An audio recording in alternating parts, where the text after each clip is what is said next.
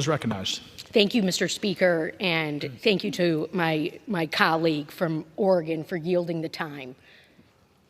Outrageous in its meaning, egregious in its outcome, I rise in strong opposition to this resolution. Pregnant student rights, and yet the amendment that I proposed in committee, the amendment that I took before the Rules Committee to say that this resolution should not fail in recognizing miscarriage was not accepted. And yet we know that upwards of a quarter of pregnancies result in miscarriage. So if you are in a state, if you are not privileged to be going to college in Michigan, a state where abortion rights are enshrined into our state constitution and are protected, and you are having a miscarriage, what happens to you? Because you are turned away at a hospital, you are turned away from medical care.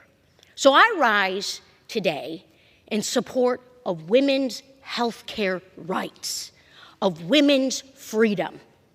Let's talk about pregnant rights. Because we see in the states across this country, after Roe v. Wade was overturned, that women cannot get the health care they need. Reporting in everyday publications like People magazine, women bleeding out in parking lots, women being forced to travel in their time of medical emergency on airplanes to get the care they need. That's what my colleagues are talking about.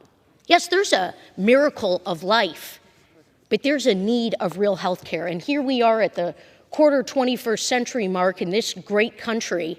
We have access to all of the medical information we need to support the unborn, to support women, and to make sure that we have the best health outcomes. And yet, we have rising maternal mortality. We have a black maternal mortality crisis in this country.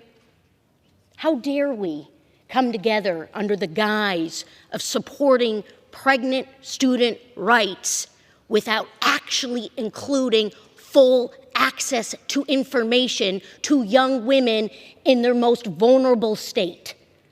That's what we were pushing for on the Education and Labor Committee.